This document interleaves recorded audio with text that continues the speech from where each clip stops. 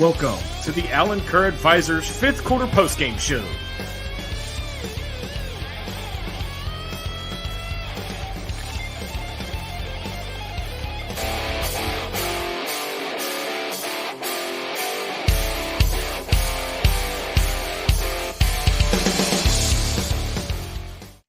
Let me talk to you.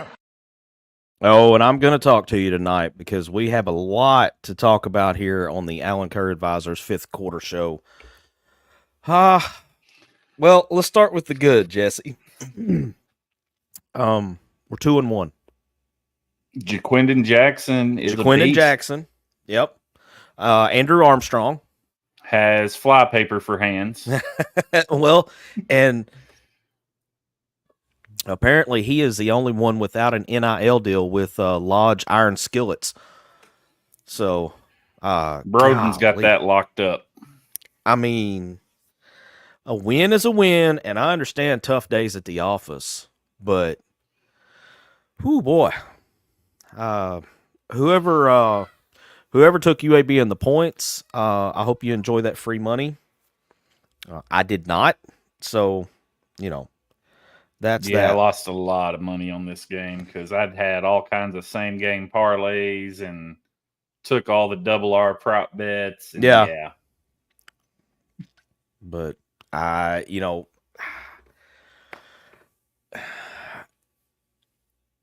don't even know where to begin. I've got so much that I want to get out there, and we want to hear from you. Am I overblowing this? Y'all let me know. If I'm overblowing this, let me know. But that felt more like a loss than it did a win. 100%. That was flashbacks of the Kent State game I went to last year. Yeah, we won, but there was nothing to be excited about. Yeah. The only thing we have Armstrong and we have Jaquindon Jackson. You and I were talking about this in the pre-show before we went live. We have 3 SEC caliber players on offense right now, and one of them is not touching the ball for some reason. When we've got Jaquindon Jackson. Ball, it gets called back for holding. Yeah, we've got Jaquindon Jackson, Andrew Armstrong, and Luke Haas. And somebody give me an APB for Luke Haas today, because now the man threw some killer blocks. I'll give him that, but he was not a part of the offensive game plan at all, other than to be a blocker. I don't understand. So I mean, way too many passes. Way too many inaccurate passes. But when they were accurate, they're bouncing off hands, bouncing off face mask. We play this next week at Jordan Hare. It's going to be 35-3 at halftime if we can make a field goal. Yeah. To an Auburn team that's not very good because they're struggling with New Mexico right now. They're up 17-10 in the second quarter. But today looked just entirely like a team that was unprepared all around. It looked like offense, defense, special teams is a whole nother deal that we'll get into before we're done tonight. But good Lord, man. I just I don't know. I mean, how much longer are we going to continue to see the same errors, the same lack of being prepared, the same skill at hands on offense, and I question why we kept trying to throw the ball when it was obvious that the throws were either going to be off or the catches were not going to be made. But I guess it's kind of like, when you're in a shooting slump and you keep shooting until you try to shoot your way out of it in basketball. I guess that was Coach Petrino's mindset of, maybe repetition. These guys have got to start catching the ball. So I don't know, man. I don't know where to begin. Other than I feel like I said, this is more feeling like a loss than it did a win. We'll go ahead and hit the live fan feedback because that's what we're here for in the postgame. So start us off there, Jesse. All right, we got Baxter Meeks. Last week I said I wish the Hogs were only going to play a half game. They would at least do it in the second half, but it was just a damn joke. They really didn't do that great in the second half. I mean, let's talk about that final scoring drive we had, MC. if it wasn't for what, 4 or 5 UAB penalties, I know of at least 4. Yeah. I mean, they gave us 45 free yards in penalties. Yeah. So I mean, they kind of did what we did last week. They lost the game. They gifted I'm not going it. to say Yeah. we won it. I'm going to say they lost it. Yeah, I think that's spot on. They definitely gave it away pretty much in a similar fashion to the way Arkansas did last week. And do you think there was a hangover? I mean, do you think that was it, or do you think that this team saw what happened to UAB last week and just really didn't focus in and concentrate on their preparation? At this point, MC, I don't know. I know we play like crap in Donald W. Reynolds Razorback Stadium the past 3 years now. Yeah, that's the thing. And you're talking about, I saw this on Twitter. The announced crowd was well over 75,000. Excellent turnout for your home opener. You've got everything going your way. Everybody's hype. Everybody's ready for a beatdown. And then you go out there and, you lay an egg. You lay an egg on the field. You're lucky to get out of there with a victory. It's just, there's so many issues with this team. I mean, after last week, I was kind of feeling like, man, maybe I was a little too pessimistic with my 4-8 prediction. But after today, I'm feeling a little better about it, because if this team plays this way in SEC play, 4-8 may be optimistic. See, I said 5-7 preseason, and I'm scared that I was too optimistic. Something else. I believe it was, I don't remember who it was now that sent out the tweet. Let me pull it up, but I sent it to everybody in the group chat right after halftime. Mm-hmm. Oh yeah, this Hutch, wasn't it? I think. Yep, it was Andrew Hutch. Hutchinson. Yeah, it was Hutch. There may not have been. I'm gonna say there was only about 45,000 after halftime. Yeah, there was. You had 75,000 reported to start the game. By halftime, you get 25,000, 30,000 people, and you can't use the weather as an excuse. It wasn't too hot. Everybody I talked to that was up there was just like perfect game weather.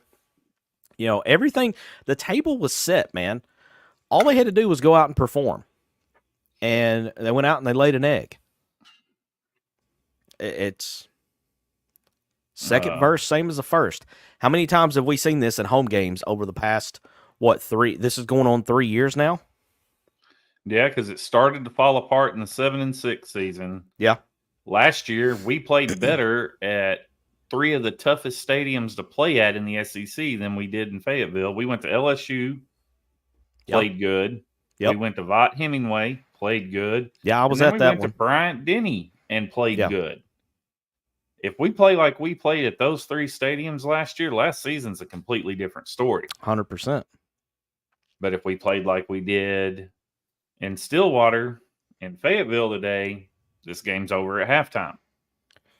Well, and give credit to UAB, man. They come out focused and ready and punched Arkansas in the mouth multiple times before Arkansas could even get their feet underneath them. I mean, you look up and it was, 10-0, 17-0, 17-3, something like that early on.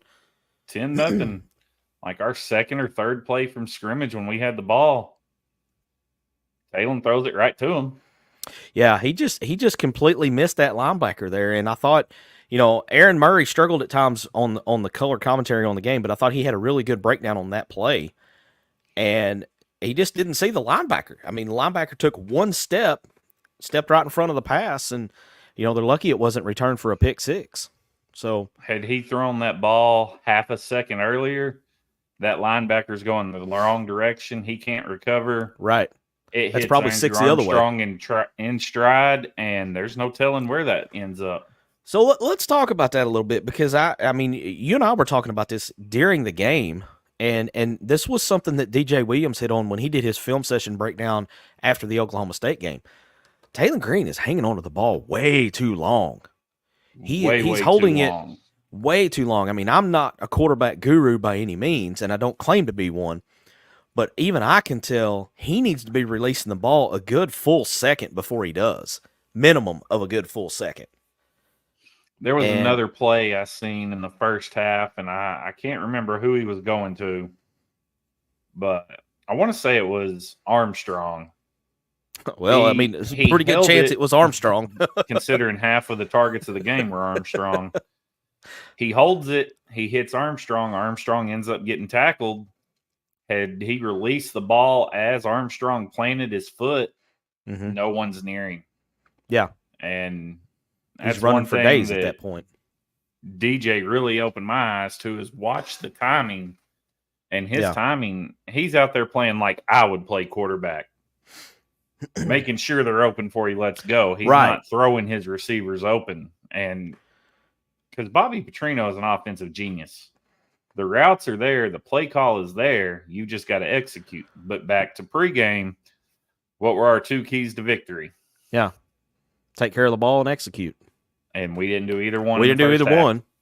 And we were very lucky to walk away and be 2-1 instead of 1-2. So let's go ahead. Yeah, let's jump back in the Allen Kerr live fan headed. feedback. We got some comments coming in. Loki, glad to see he's feeling a little bit better. Yeah. Our defense is not very good. Our passing game is flat out bad. Our run game is pretty good, but if Jackson goes down, our season goes with him. Looks like all the preseason hype and false hope from UAPB leads to another season of mid-hogs. I think we'll be lucky to hit mid right now. Man, I don't know. I just don't understand at all. But, MC, if you'll take over them comments for just a second, I've got something going on behind the screens here, behind the scenes here. So jumping back into the comments, back to Baxter Meeks, we'll pull this one up. Is Petrino coaching to be the head coach? Last week in the first half, it was old school Petrino. The second half was like Pittman took the foot off the gas, and they almost forgot to put it back on this week. I don't know. I mean, some people, if you're a conspiracy theorist, you could say that he might be trying to work his way back into the big chair, but, he said all along he's not looking to be a head coach again. He's just wanting to get back to the point where he's teaching and, being on the field.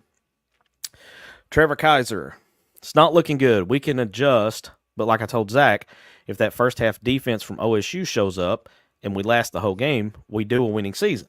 Well, maybe so, but we did not see that today. We did not see anything. I didn't see anything today that I saw at any point in the game at Oklahoma State. This is, we're fortunate that this was not a higher quality opponent than it was, or we would be sitting here at 1-2 right now. Jumping back down. MC, jump in and hit this clip real quick.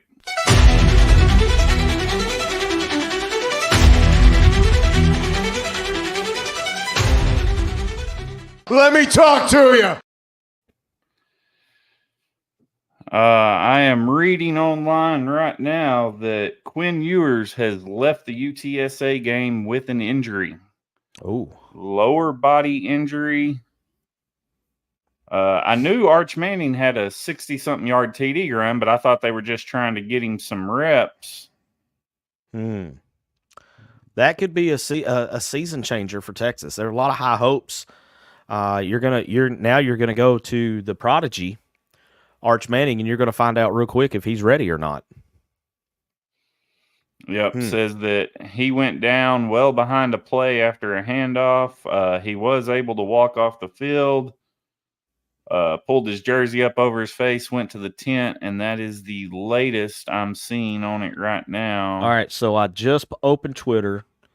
Matt Miller, the ESPN NFL draft analyst, 1 minute ago tweeted, Steve Sarkisian says it's a strained abdomen for Quinn Ewers. That could be big, man. That's one of those injuries. It's kind of like a pulled hamstring. It's kind of hard to overcome. And you think about how much quarterback's going to be using his ab muscles and stuff with the way he plants his foot, throws a pass, everything. So he may be out for a few weeks with that. We'll see how that impacts Texas. I don't think it'll have much of an impact on it tonight with them playing UTSA. But looking ahead, the schedule's going to toughen up pretty quickly after tonight for them. So you're going to throw Arch Manning right into out of the frying pan and into the fire, so to speak. Well, I just pulled up their schedule. He's got until October 12th to get healthy before Texas has anything to worry about. They've got they've got Louisiana Monroe next week. They got made to look like world beaters tonight. And then they've got Mississippi State the week after. So I don't think Texas is going to have much struggle with either one of those teams. But then October 12th, it's time to go to the state fair and there you go. Have a good old-fashioned football game. Yep. All right, so we got the breaking news out of the way. I'm going to jump back into these comments because they're starting to come in and build up faster than we can get to them. John Caldwell, I've just accepted the fact that we're never going to have a good team. You may be the smartest one of the bunch, John. I'm still holding on to that hope that there's somebody in administration and a decision maker somewhere that is hell-bent on us having a great football program, and they'll try to make football great again. But, I'm beginning to look more and more like a fool for thinking that way. Loki DeWitt, he, talking about Talon Greenhorn, is also crazy uncomfortable in the pocket, and that is costing him big. Yeah, he does not look very comfortable back there at all. I don't know if is it a trust thing? Is it just that he would rather run than to throw? I don't know what's going on. But, to follow that up, Loki comes back and says the mentality of him not trusting his receivers is something to really consider. Yeah, and it's hard to trust them when they all have iron skillets for hands other than Andrew Armstrong, because I lost count of the number. I was trying to keep up with the drop passes tonight, and I lost count. It was bad. Like, I'll cut CJ Brown. I think it was a little slack. He's a true freshman getting in a big-time college game. Okay, got a little bit of the jitters. But yeah. Broden, there's no excuse. I can take back over now, MC. I'm done hunting around. So let me throw something out there on Broden. And I know we have a rule on the show about not going after players, and I'm going to try to say this in a way where it doesn't sound like I'm not going to attack the kid personally. All I'm going to say is, son, if you're going to wear number 5, you got to step your game up. That's all I'm going to say. Because that number requires a little more than what we're seeing right now. And if you're going to wear number 5, you better bring it. Every snap of every game, you have to bring it if you're going to wear that number. Oh, that's all I got to say.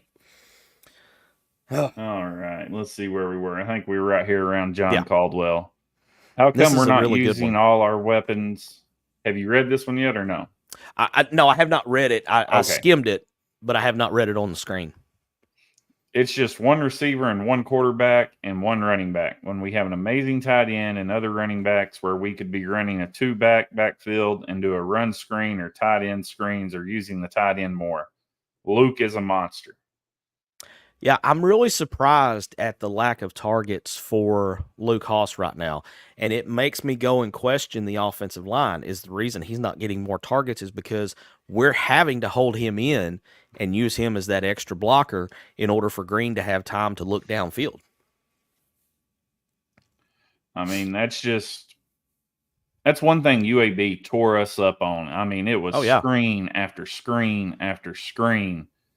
And if we could do something like that, Rodney Hill, no, he doesn't need to be running straight up the middle, but get him a little screen route. Let his speed get to going. Yeah, I would agree. You got Brandon Austin. That's a buddy of mine from Central Arkansas, a new viewer.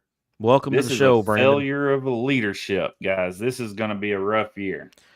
That's a strong take on your first comment to make on the show. Appreciate you coming in and giving us your feedback, and I agree 100%. I made a tweet during the game, and we get through these comments. I'll come back to my tweet and read it because I think it's really relevant and it ties into what Brandon had to say there.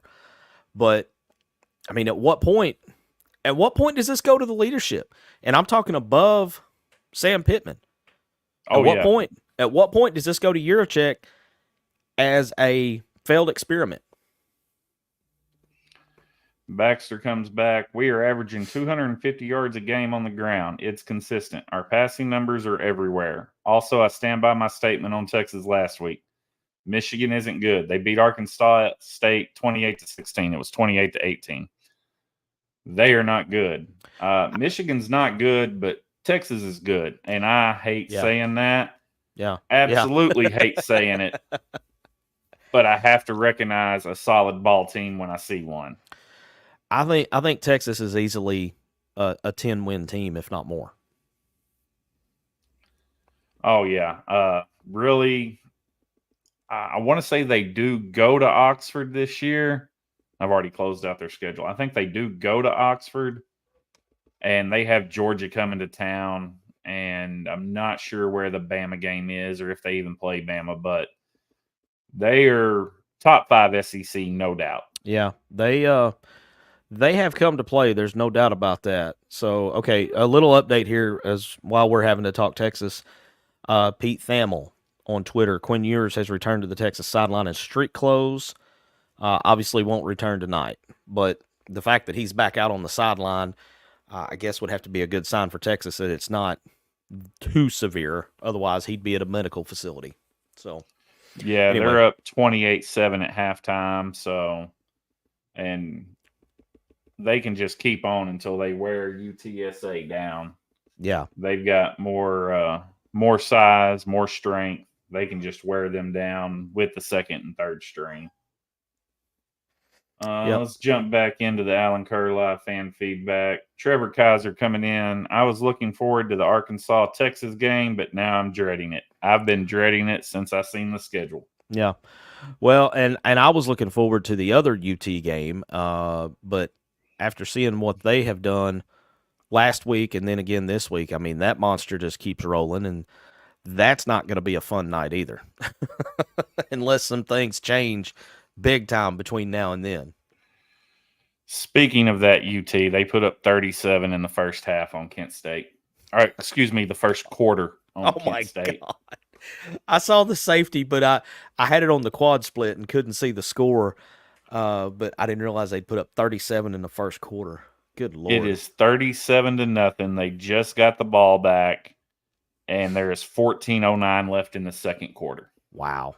All right, well, that one is you'll be seeing a lot of what we wanted to see out of the Arkansas game with 2s and 3s getting a lot of snaps. I think you'll see that over in Knoxville tonight. It's looking like I'm looking at my quad split right now. It looks like Kentucky just got in the end zone, but it's under review to see. Oh, they're saying it's a touchdown. So Kentucky is about to go up 10-0 on Georgia right now. Okay, that did not have that on my bingo card either. Not at all. You got Dan Yoakum. Green is much better passing on the run.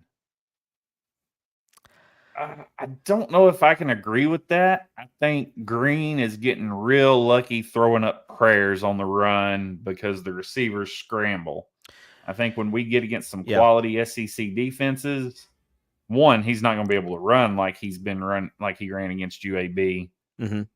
Two, they're smarter than that. They're going to have a ball hawk back there just waiting on something to get thrown up.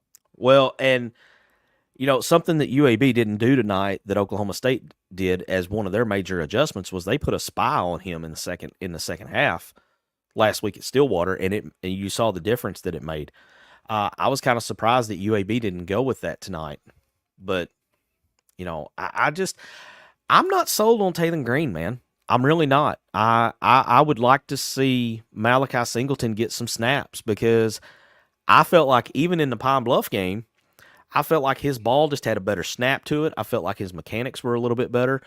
And if you go back and look at Twitter after that game, Clint Sterner had a great breakdown in the difference of the two quarterbacks, and he got absolutely murdered on Twitter for his take that Taylor had a lot of things he needed to correct.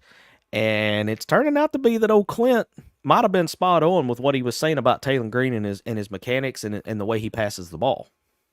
You mean the quarterback that didn't he go play for the Cowboys after the Razorbacks? I believe he did. I believe he played in the pros a little bit. You're saying that the quarterback that played in the NFL knows more about quarterbacks than the average fan?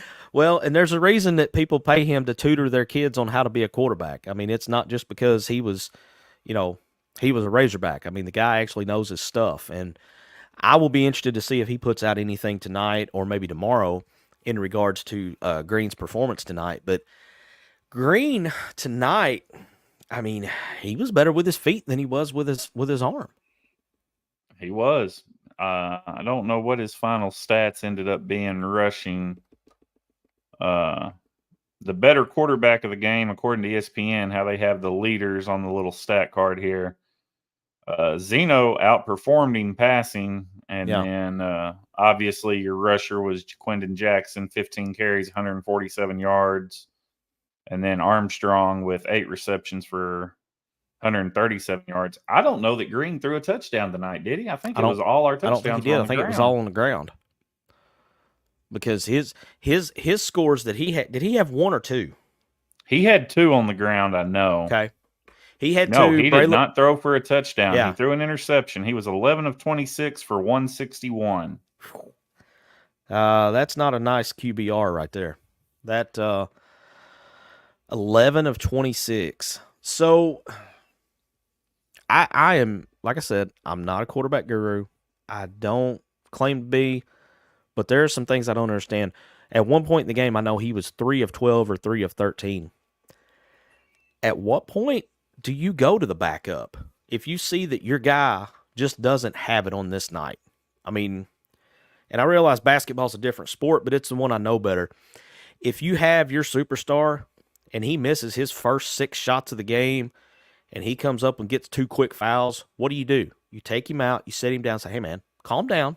Quit trying to force things. Let the game come to you. Why do we not see a similar approach with quarterbacks when they have a horrible start like what Talon had tonight? And honestly, it ended up being just a terrible game for him. By far his worst game as a Razorback. Oh, yeah. Baxter comes in. He had 95 to 96 yards. So here's the stat line. I know we're not big stat guys on this show. Right. But Talon was 11 for 26 for 161, averaged 6.2 yards per pass. On the ground, he had 17 carries for 96 yards, averaged 5.6 per carry, and had 2 touchdowns with a long of 14. He averaged almost as many yards on the ground per rush as he did per pass. That's video game stats. I mean, that's Matt Jones stuff right there. True. But he didn't look quite as smooth doing it as Matt Jones looked. I don't know, man. Maybe he just had a bad day at the office. You know, sometimes that happens, and you just have off nights. And, you know, if you want to go eternal optimist, you say, well, they got the bad game out of their system. Well, you hope they got the bad game out of their system. You hope this is not the first of many more games like this. I'm not as happy as I should be because they're 2-1. You know, it did not have a good feel to it, man. There was not, you know, outside of Jaquindon Jackson, you really don't have much positives to take away from it.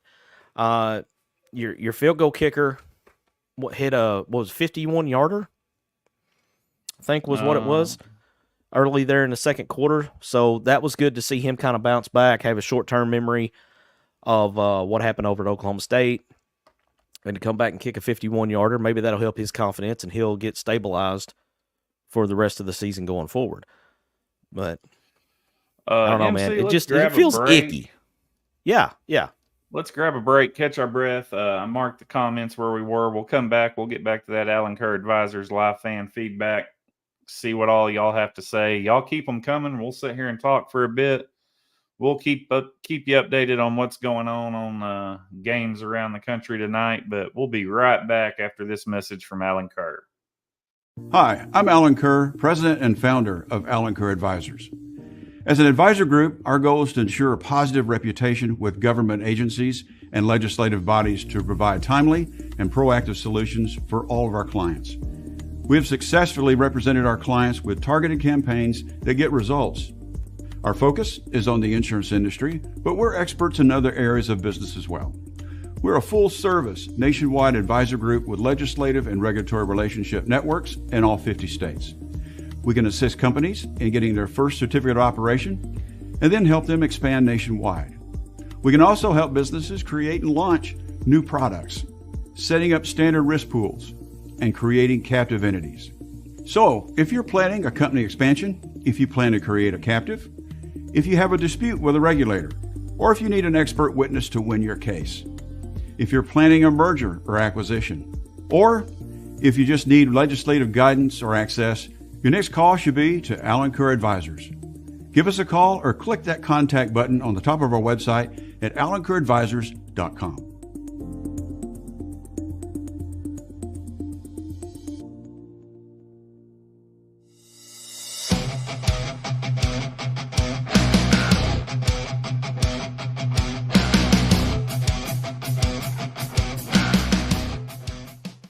All right, we welcome you back to the Allen Kerr Advisors fifth quarter postgame show after Arkansas ekes out a Coyote ugly win versus UAB, moved to 2-1, but as we've been saying pretty much throughout the entire show, tonight does not feel like a win. It feels like an ugly loss. And all right, I'm gonna come out with it, Jesse. I don't have any faith in Pittman to get these things corrected. And I realize I'm talking about a lost season when we're sitting here at 2-1, but we're seeing the same mistakes we've seen for 5 years. We're seeing a lack of focus. These guys looked unprepared. They looked uninterested. I mean, what is it going to take to get some change to where the team, when they come out in front of a full house, it's your home opener, and they look as flat as a tire that just ran over a nail? I don't know what it's going to take at this point. It's something.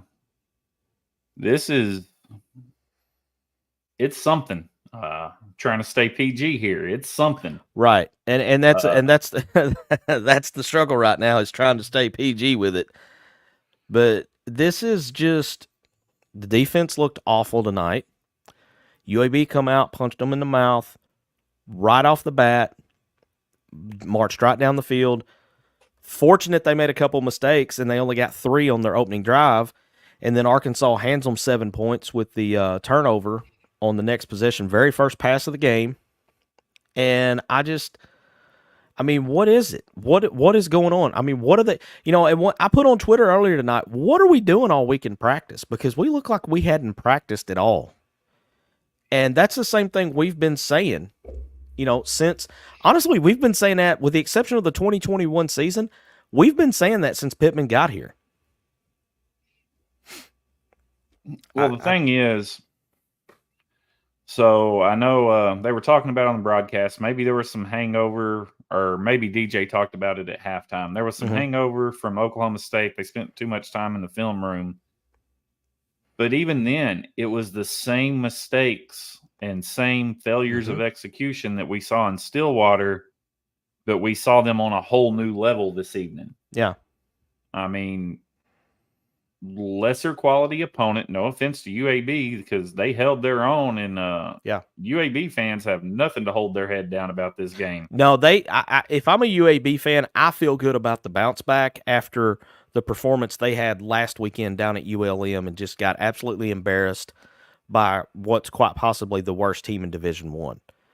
And they come back this week and honestly had their chances. They had their chances to win this game. But they did a lot of things, like we said early in the show, they did a lot of things to Arkansas that Arkansas did to Oklahoma State last weekend to gift them the victory. Let's jump back into Allen Kerr live fan feedback. We got John Caldwell. You would think after all these years, Pittman being an offensive line guru, that he would have the best offensive line by now. And he follows that up with, he's had 3 or 4 years now to build an offensive line. That is my biggest gripe with this. We are in year 5. We are doing things that should have happened in year 1 and year 2. We're making those mistakes in year 5. If you're making year 1 and year 2 mistakes in year 5, it's time for a different coach, because this guy ain't cutting it if that's the case. And I mean, I'm beginning to question how much of an offensive line guru he actually was. Or was it just that Georgia's recruiting was so good that he couldn't screw it up? Yeah, because Georgia is basically the minor leagues for the NFL. Let's call it what it is. Yeah. Georgia's having countless numbers of players drafted every year. Well, I mean, you see how loaded their recruiting is, because they had a 5-star that couldn't see the field that comes here and starts from day one. 2 of them. 2 of them. Yeah, 2 of them, both on defense. They can't see the field at Georgia, but they come here and they start from day one and they are, as long as they stay healthy, they're in no danger of losing their starting spots either. Oh, no, not at all, because they're hands down 2 of the better players on the defensive side of the ball. I think Loki threw this one up when we were talking about what does it take to get Malachi Singleton into the game. And he says because Pitt would ultimately have to be the one to make that call, and he won't do it. Because he's too afraid of hurting feelings. It's big boy football. People getting paid. Look. I don't care about your feelings. Yeah. Leave your feelings at the door. This is a business. This is about winning games. If you're not going to help me win games, get your tail over there on the bench, and I'll get somebody in who will. I mean, at one point, this program had that approach. At one point, we had a coach in place that would tell recruits when he was at their in-home visit, when he would tell current players when they got on campus, he would tell them, I'm going out to recruit somebody better than you at your position. It's on you to make sure that you do everything that you can to make sure that this guy that I'm going to recruit that I think is better than you doesn't take your position. How things have changed in that amount of time. Baxter's bringing the wood tonight, man. I see why he was texting me the instant the game was over, because he had a lot of takes he wanted to get in as well. Go ahead and read it, Jesse. We need him to stop being Uncle Cold Beer and put his foot down. And we've been saying that for 5 years. He doesn't have it in him, MC. No, he doesn't. I love Pitt. He's a good old boy, but he don't have what it takes to be an SEC head coach. Look, I'll go ride the pontoon with the man, drink beer with him all he wants, bring him to the cookout, throw the bean bags with him and all that. But he's just not, he doesn't have the killer instinct. And by your leader not having the killer instinct, that snowball rolls downhill. And then your players don't have the killer instinct. And then you end up with what you had tonight, where you're struggling to beat the likes of UAB.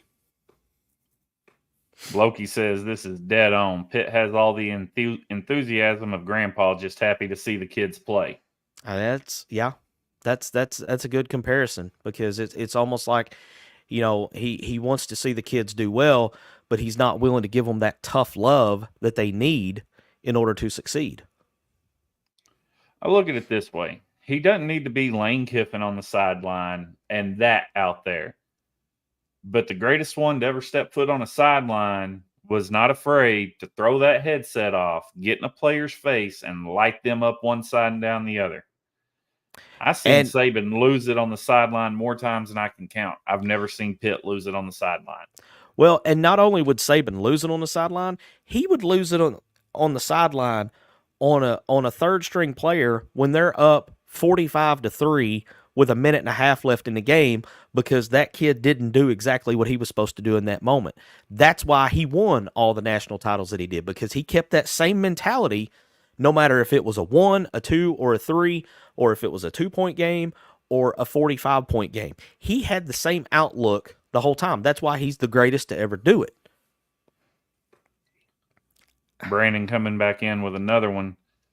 I'll be the bad guy here. Sam Pittman is a grade A offensive line coach. He's shown that at multiple stops. He's not a head coach, but he's a hell of an offensive line coach. And I know where Brandon's coming from here. Yeah. And it reminds me of a highlight I shared with y'all earlier in the week. The one time we played UAPB was when Sebastian Tretola threw a touchdown. Yeah. Yep. Sam Pittman was our O-line coach that year, if I'm not mistaken. He was. The year before he left. Yep. we didn't have the greatest recruits here at Arkansas that year, but we had one of the best offensive lines in the SEC. We also had the biggest in football, but them boys played well. So I think he has what it takes to be a great offensive line coach, but there's a big difference between a position coach, a coordinator, and a head coach. I'll say this. I think there is a specific reason that he has been a career position coach and has never made that upgrade from position coach to coordinator to head coach. There's just some guys that are not meant to be head coaches. And unfortunately for Arkansas, it's looking like Sam Pittman is one of those guys. He got his opportunity. It looked like, at the beginning of it, it looked like when Hunter Yurchek rolled the dice, took the cheap way out to hire the unproven guy who had never even been a coordinator, hoping for that diamond in the rough. It looked like it at first it had worked out. But ever since the Outback Bowl, trending the wrong way. 100%. Dropping harder than a stock in 2020, man. I mean, it's been downhill. You might have a little bit of a comeback up, but then it goes another nosedive right after that. It's not working. Louder!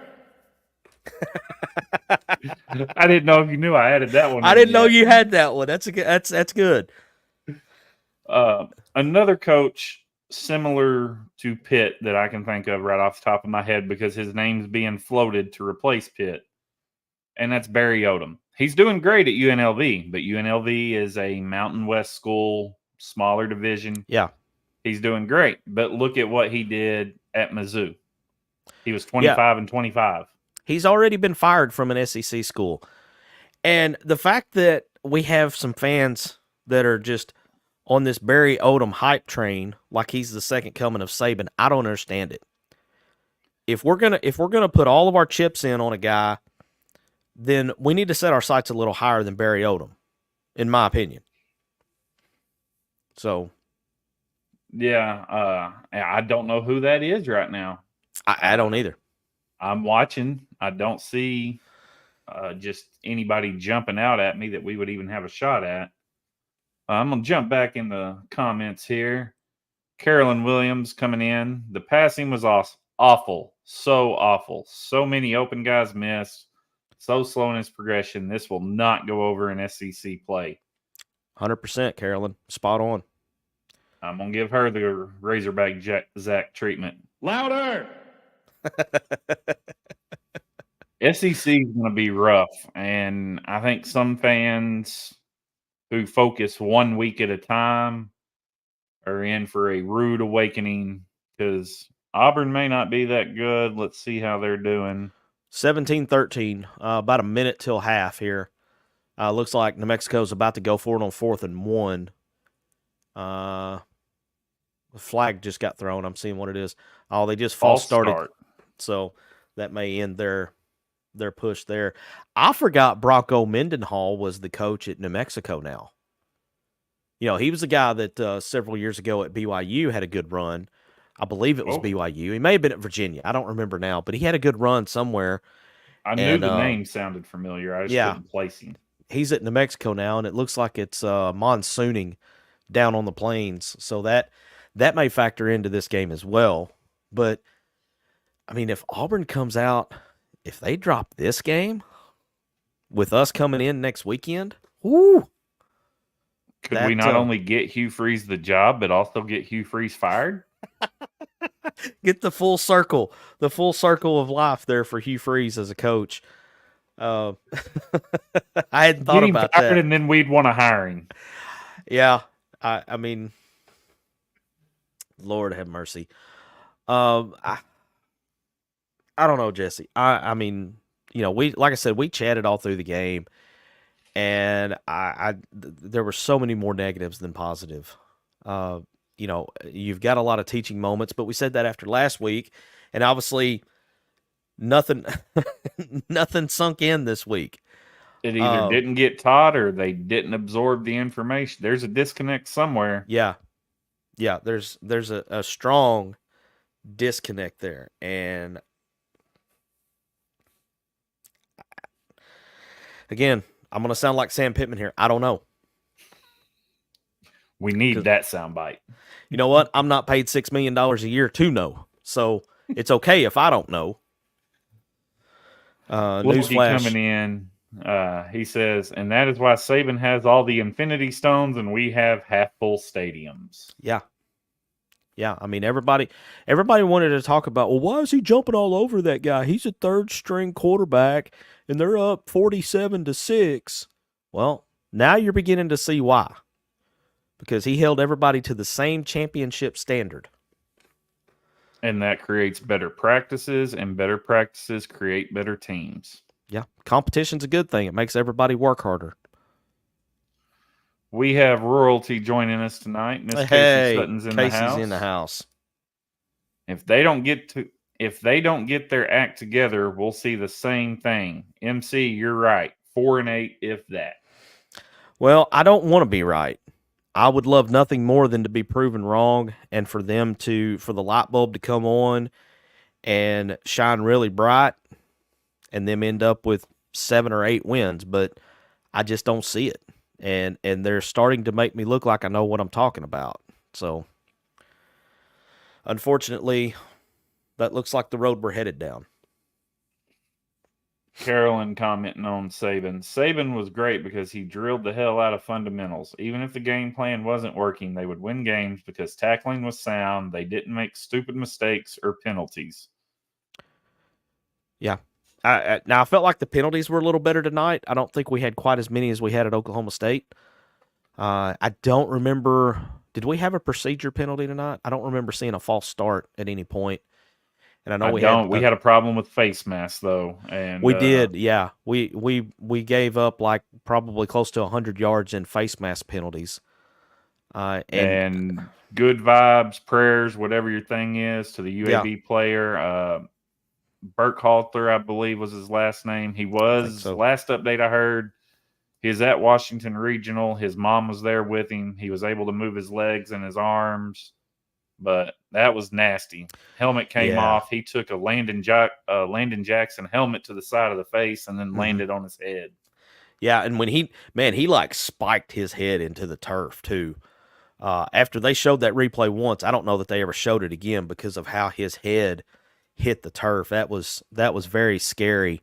It was good to see him moving his extremities when they took him off the field. Hopefully that turns out just to be a stinger for him. But I would imagine after the shot he took to the face there with no helmet, he's probably going to have a heck of a shiner on that. I believe it was on his left eye. That landing, and you'll know this one, that reminded me of way back in the day when Stone Cold and I believe it was Undertaker, Tombstone went wrong. Yeah, and I remember that. Stone Cold broke his neck on that one. Yeah, because it kind of had that look to it, of his neck bending away that it's not supposed to bend. So hopefully that kid will be all right and get back to Birmingham and can continue to play this year. But that was definitely ugly. So I want to throw, before we jump to the next comment, I want to throw something to you because I was talking about this tweet that I threw out, and I went back to find it here, and well, it just disappeared on me. Let me get it back here because I want to see what you have to say about this, and you guys in the comments too.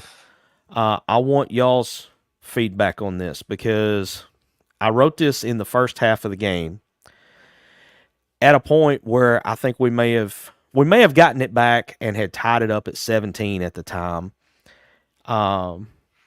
But I'm really frustrated with all things football right now. Extremely frustrated. I feel like that we took the easy way out when Pittman was hired because if you get down to the brass tacks on things, I don't think he ever should have been hired to begin with. But here's what I put on Twitter. This was about 4:16, so about an hour into the game. I said, this program will continue to be an embarrassment until there is an actual leader in the big chair. He, Pittman, was hired in the hope that he could develop into a head coach. It's year 5, and he has not developed.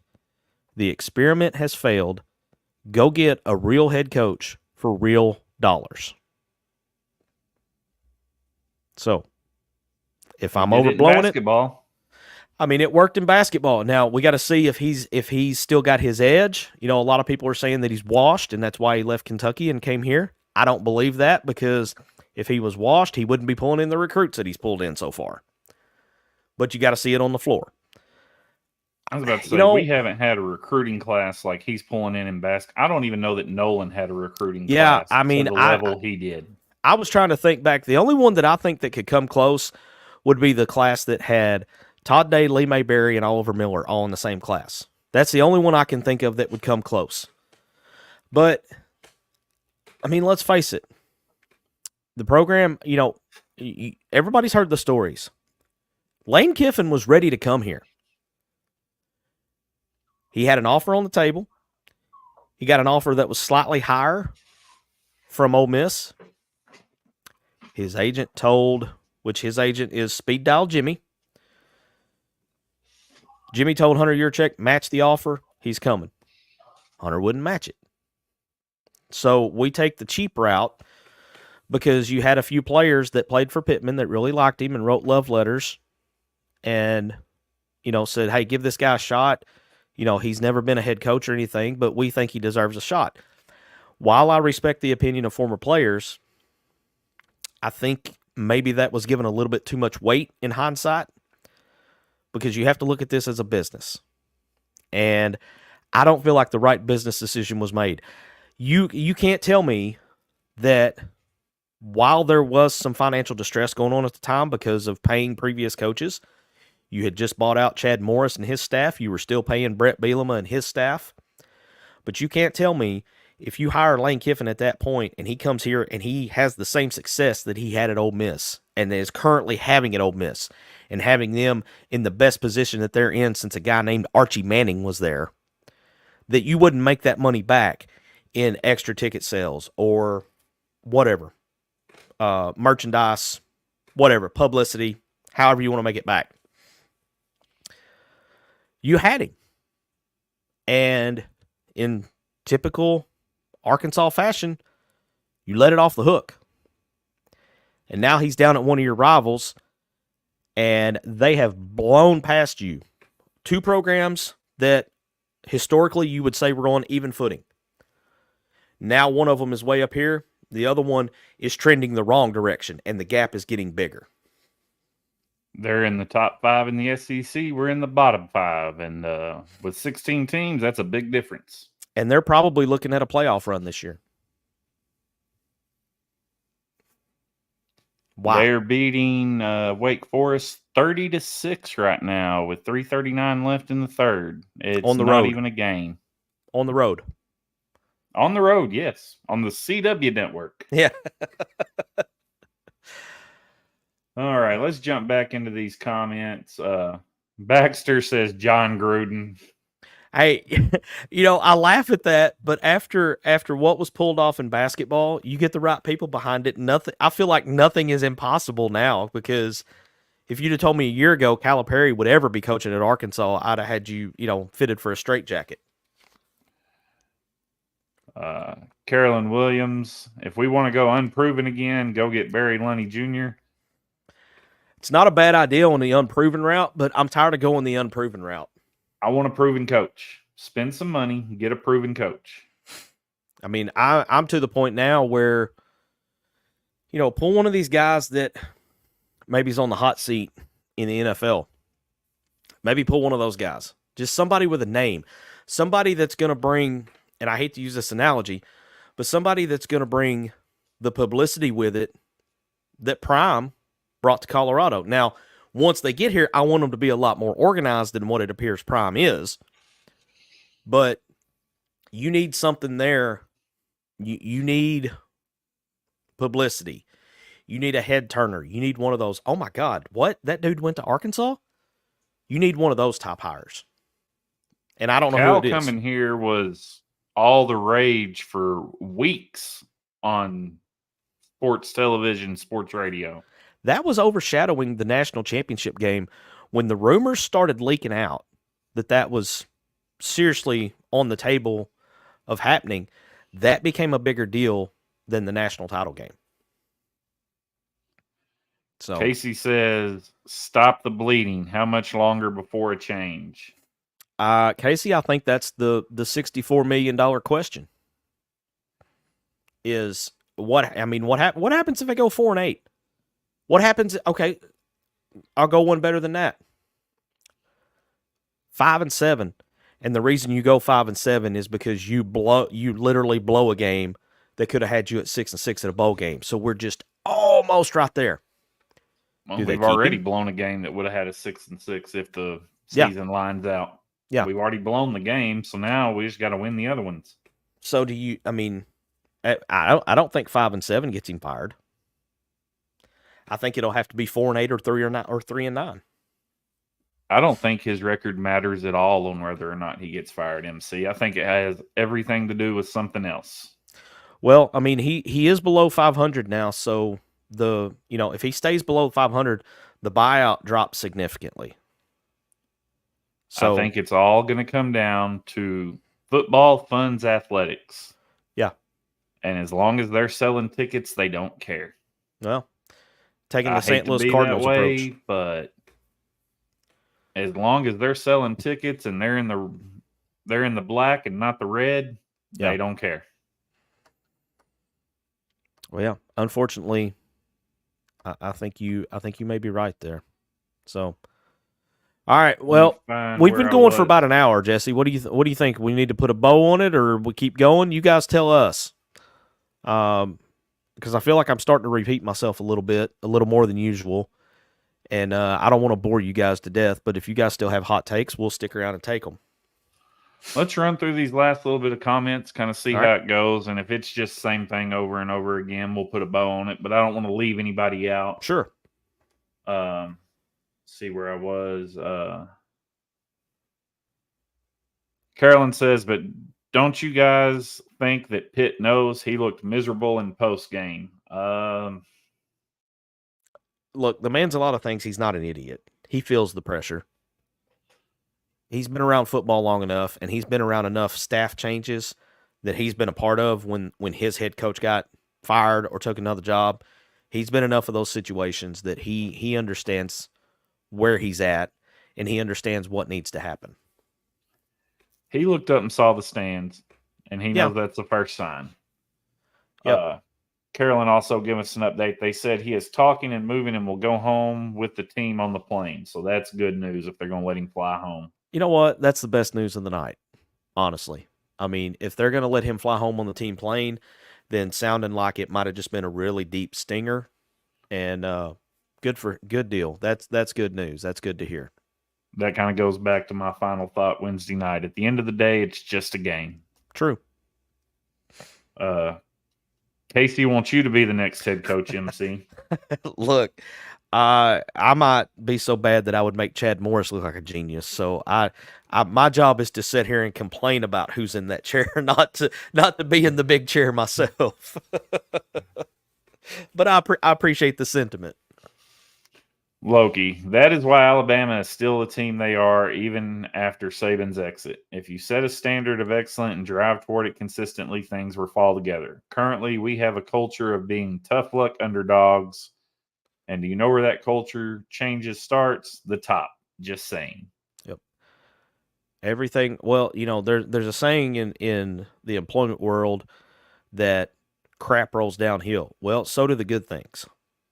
As much as crap rolls downhill, positivity, having a strong leadership, all of that rolls downhill as well. And if you see it from the top, it's like I pointed out to Zach Wednesday night on our weekly show. There's a quote from Remember the Titans: "Attitude reflects leadership." And I think this is a perfect scenario for that. Savage is in the comments. We see you in there, Savage. How was your nap, by the way? Yeah, she asked if we played the second half. She was such a riveting second half. It put Sarah to sleep. We outscored them, so we did technically play the second half. Yeah, we were on the field. I don't know how much playing we actually did, but we were on the field. All I'm going to go ahead and throw this one up. We don't have all the facts behind it, but I'm sure this will be reported on a lot more over the next day or two. I have seen the tweets. Donors. So what were they complaining about? Ran out of food before the third quarter. Oh, how very Little Rock of them. Is it turning into War Memorial North? Lord have mercy. I mean, what are we doing here? We can't even get the concession stands stocked properly. Sarah said the nap was fantastic. Well, sounds like the nap was better than the second half of the game then. I'm interested to hear more on this. I'm going to have to jump on Twitter when we get off here and see what I can find on this facilities discussion, because I didn't realize that there were problems with Razorback Stadium as far as, from a logistics standpoint. There again, it'll go back to what section it was in and who it affected. Well, because, if that's it what we didn't talked affect about. The press box or the Diamond Club. Yeah. They're not going to care. You know what? I had family in that game sitting in the enclosed southern end zone up there in the boxes there. I'll reach out to some of them and see if they had any kind of issues, and then report back on that Wednesday night for our weekly show. But yeah, I will. I'll be digging into that, because I do have several people that were in the game that were not in what I would call the general section, where the general public. Little, not gotta have a little bit of connections, or gotta have some not complete high donation rollers, receipts, but higher than I roll. So we'll put it that way. All right. We'll take a quick look at scores around the conference real quick. Ole Miss is still up 30-6. Texas is up 42-7. Vanderbilt is in. I'm going to go ahead and throw this one up there for Vandy. Uh-oh. It is 22-10 with 2:27 left in the third, and he's got a delay of game penalty. They're 4th and 11 at their own 24. They're about to have to punt. Wow. Got on the Vanderbilt hype train, and they're going to get beat by a Sunbelt team. Yeah. Sunbelt team. Sunbelt having a good showing today. Arkansas State goes up and loses by 10 at defending national champ Michigan. Now Georgia State flirting with the upset here. And granted, it is Vanderbilt, but it's still an SEC team. And while we're fresh on the upset alert graphic, it is halftime, and Kentucky is up 6-3 on the number 1 Georgia Bulldogs. Yeah, I saw that earlier when we were talking about that the Kentucky had a touchdown. They pulled that touchdown off the board on further review. But, 6-3 in Lexington. And then I'm just looking up here at my screen. I've got the quad split going.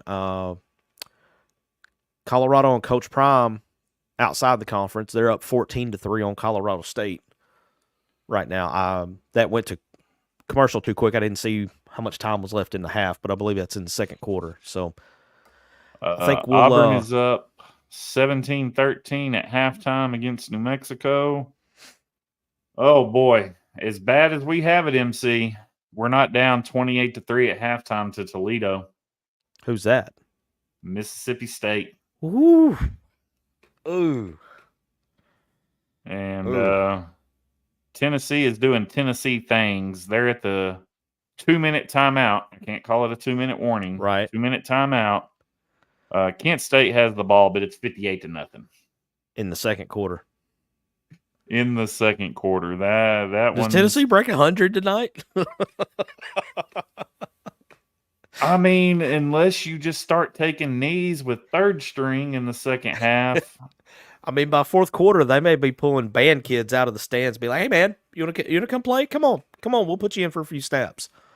I mean, because at this rate, you got to think they're going to score 21 in the third and the fourth. Yeah, that's 42 80. points. That puts probably them hit at 80 anyway. Oh yeah. Whew. But I think that's going to wrap us up, MC. I think we had a good show. Appreciate. We got a few more comments drop in. Carolyn says Tennessee even recovered an onside kick. Oh my That God. is one thing I wanted to bring up about our game. I'm glad she had that comment. Yeah. And Baxter says Vandy gonna Vandy. True. And evidently there was a brawl at Kentucky and Georgia. So we've got some catching up on highlights to do when we Yeah, go no out here doubt. and see. But that onside kick, that was I don't hate the call by Trent Dilfer, but No, I don't either. Props to the senior citizen. Yeah, how about that? How about Pawpaw out there recovering the onside kick and then gaining about 20 yards downfield? And while we're talking about him, you know, we joke, we make comments about Pawpaw or Unc or whatever. I'll tell you what, if some of these kids don't step up and quit having skill at hands, put the old man out there at wide receiver, see what he can do. I mean, he's a professional athlete playing college football, so we know conditioning's not going to be an issue. Well, and every if time nothing else, I see him on the field, he's blocking people through the sideline. He's grabbing the ball out of the air. I mean, when he's on the field, he's making plays. Maybe he can show some of these kids that are maybe having trouble locking in and focusing. Hey, you want to do this? This is what it takes. This is how you lock in. This is how you focus. This is how you finish a play. You know, maybe if some of those guys will have to stand on the sidelines and watch him go out there and make a few plays, maybe it'll open their eyes to what they need to be doing. So, on that, and I know we're trying to get out of here, why didn't we use Tesla more tonight? 2 plays, they couldn't keep up with him. No. And both of them balls were not his fault. He didn't catch them, and I'm not even going to put them on Talon. I mean, the one dude, he drug a dude 5 yards by a shirt tail.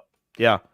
Guy was stretching his shirt out, and then the one that was deeper, they didn't have a really good camera angle on it of what happened, but I mean, he got 30 yards on 2 plays without having to catch the ball. I think one was underthrown, and he turned back for it. The defender didn't, but he got the call. He can catch the ball. Yeah. Throw it to him. Yeah. There's some things I don't understand, and I hope, I say this like they're actually going to do it. Nobody's going to question this, but I would love to see these questions come up in the Monday morning presser. But probably won't see it. Well, let's put a bow on this and we've gone over an hour. It's been a fast moving hour. We appreciate everybody jumping in here. I did not plan to go this long, but I just got started ranting, and we had a little therapy session here, and we kind of talked through it. End of the day, we're 2-1. We're still undefeated in SEC play. We're headed down to Auburn next week. Jesse, we'll line them up and see what happens next week. Make sure to tune in Wednesday night at 7:00 for Inside the Hog Pen and the Meeks Design Company studios. We're going to touch on this a little bit. We're going to touch on Auburn a little bit and go over our picks, which I don't think have turned out very well this weekend.